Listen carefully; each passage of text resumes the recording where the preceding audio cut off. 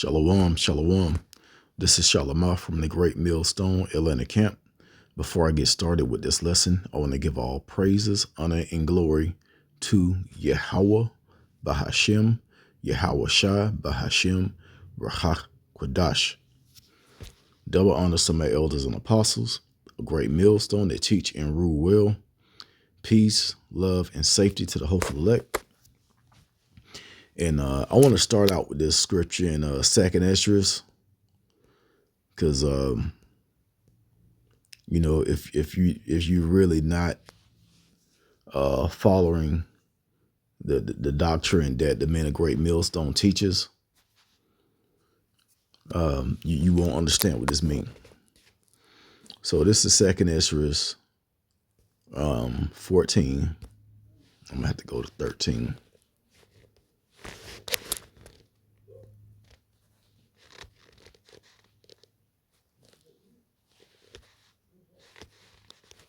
Okay, here we go. Because my screen is blocked over there on the side, I couldn't get to the 14. So, but anyway, I want to read this scripture here. 2nd Esdras chapter 14. We're gonna go down to, I think it's about 30. Okay, Salakia. This is 2nd Esdras 14, and let me see. I'm going to start at verse 34. It says, "Therefore, if so be that ye will subdue your own understanding to reform your hearts, ye shall be kept alive, and after death ye shall obtain mercy." Okay, now we can actually think that that's talking about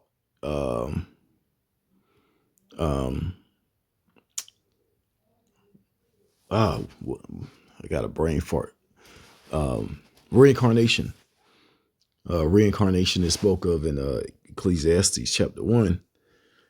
And it sounds like reincarnation, but it's talking about the second death, which is the end of this world, which is going to be done by the destruction of the beast system and complete obliteration of Babylon the Great, which is America. Okay. So it says, ye shall be kept alive, and after death ye shall obtain mercy. So you could be like, how do you attain mercy after death? Is it when you come back? No, it's talking about the second death. It says, for after death shall judgment come, when we shall live again. And then shall the names of the righteous be manifest. The works of the ungodly shall be declared. So the ungodly, which is the wicked, everything is going to be brought forth. Everything is going to be uncovered. You're going to know who the righteous are. You're going to know who the wicked are.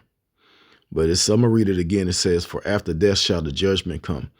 So that's when after this third world war with after the missiles hit, that's when the judgment, that is the judgment. And after that, the kingdom is going to be established, and Israel is going to be on top, and the heathen nations are going to be on the bottom. It says, when we shall live again. All right. So when we live, that time is going to be, you're going to be in a different body. You're going to obtain everlasting life. The 144,000 men. That's going to be the army of the lords, or the rulers with Yahweh Shai. Those men are going to have spiritual powers. And that's what's going to come after the second death. The first death was when the Lord Yahweh destroyed the world by water, the earth by water. So this time is going to be not the whole earth being destroyed, but destroying them, that's destroying the earth. Who is that talking about? Who's ruling the nations in anger? Who's going around blowing up things, going around robbing and stealing resources everywhere they go? That man is going to go into hardcore slavery. That's where that judgment is going to come. Okay. But this system, this current world has to be broken all the way down. And as you see on the left side of the screen, that's what's going to do it. Okay. So let's go to Revelations 20. Let me see.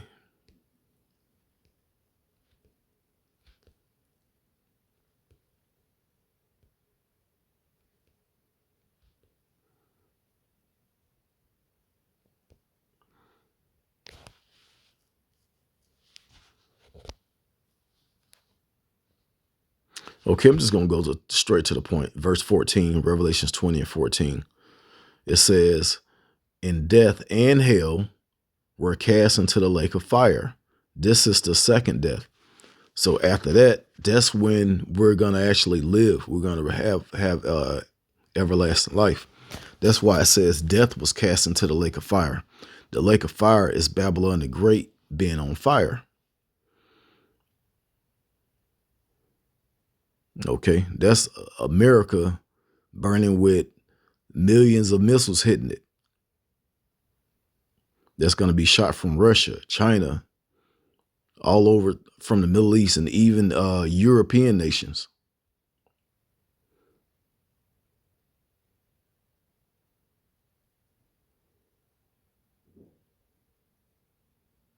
It says, "And whosoever was not found written in the book of life was cast into the lake of fire." So, and those that's not written are the heathens. The book of life is for Israel, the Israelites, you Negroes, Latinos, Native Americans. So those are the only ones that's going to make it out of Babylon alive. They're going to be caught up in the sky with those vehicles that people call UFOs, which are actually the vehicles of the angels. When Yahweh shall return, who the world calls Jesus, he's going to have his angels, and they're going to go and deliver the elect from around the earth. So this is mainly talking about America. America's going to, before those missiles hit, is going to be, the righteous are going to get delivered. It says it's going to be done in the sight of their enemies. When you read Revelations, I believe that's 11. It says they're going to be caught up in the sight of their enemies. No, it said their enemies beheld them. Okay, so yeah, that's the second death is the end of the world, which is the end of Babylon the Great. So let's go back. Let's go to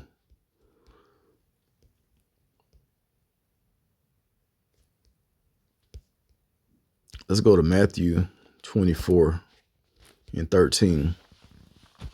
It says, "But he that shall endure unto the end, the same shall be saved." So you have to endure unto the end in order to receive salvation. And then you're gonna have those that died in this truth. They're gonna be called. They're gonna come back when Yahweh shall come back. I'm gonna get that as well. They're gonna return as well. Death is the dead is gonna be raised. Some are gonna receive salvation. Some are gonna die again with the nuclear missiles.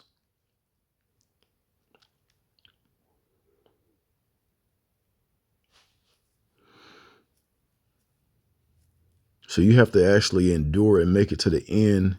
And all of these things that's going to happen, all of these plagues, the famine, you have to have the Lord dealing with you to walk you through those times. And that's when you're going to receive the reward, which is the everlasting life, which is life after death. All right. You know, the world, you know, with different religions they stumble across that, don't understand what that means. They don't think that everything is going to be destroyed and the kingdom of heaven is going to be on earth. They think that once you die, that's when you go to the kingdom. No. So what does it mean?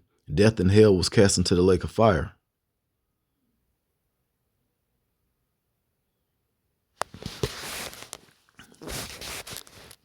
And that's why it's important for us to go through these videos and go through these scriptures so people will have understanding. Okay, let's go to 1 Thessalonians 4:17. It says, then we which are alive and remain shall be caught up together with them in the clouds. And that them is talking about the dead that was raised first when Yahweh shall return, the angels and the Lord. It says with them in the clouds to meet the Lord in the air, and so shall we ever be with the Lord. This is not talking about when you die. It says when we which are alive and remain.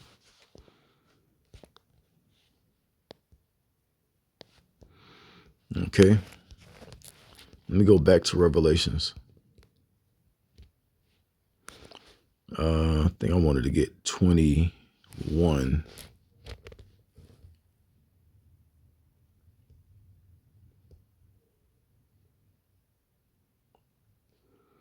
Verse 7, it says, he that overcometh shall inherit all things, and I will be his power, and he shall be my son.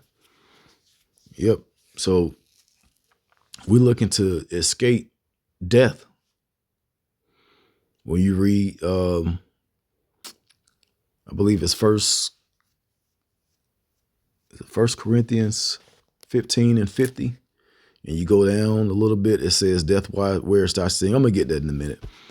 But verse 8, Revelation 21 and 8, it says, but the fearful and unbelieving and the abominable and the murderers and the whoremongers and sorcerers and all idolaters and all liars shall have their part in a lake which burneth with fire and brimstone, which is the second death. So we're looking to escape the second death.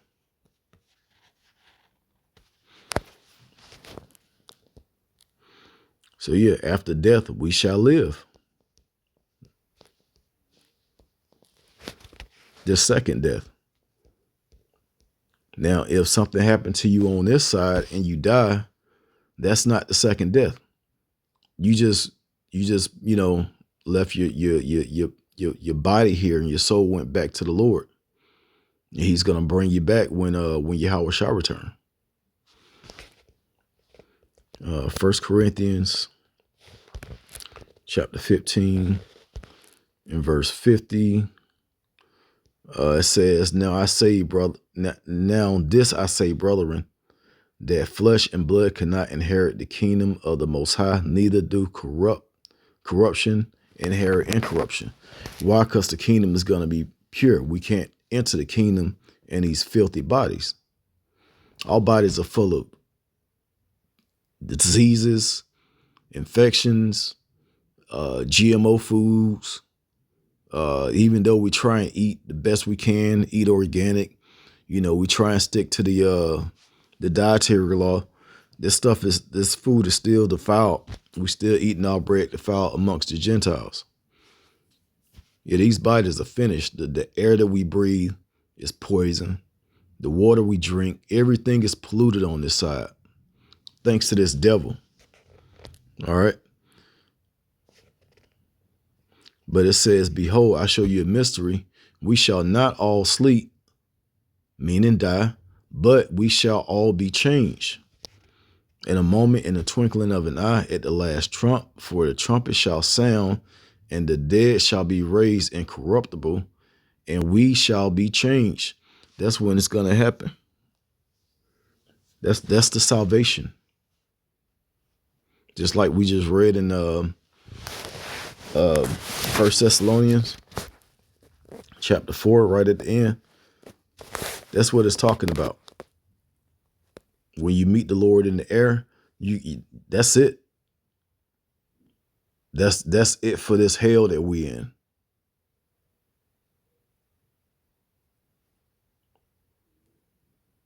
You made it. You finally made it. You received salvation. You're finally saved. It's nobody saved yet.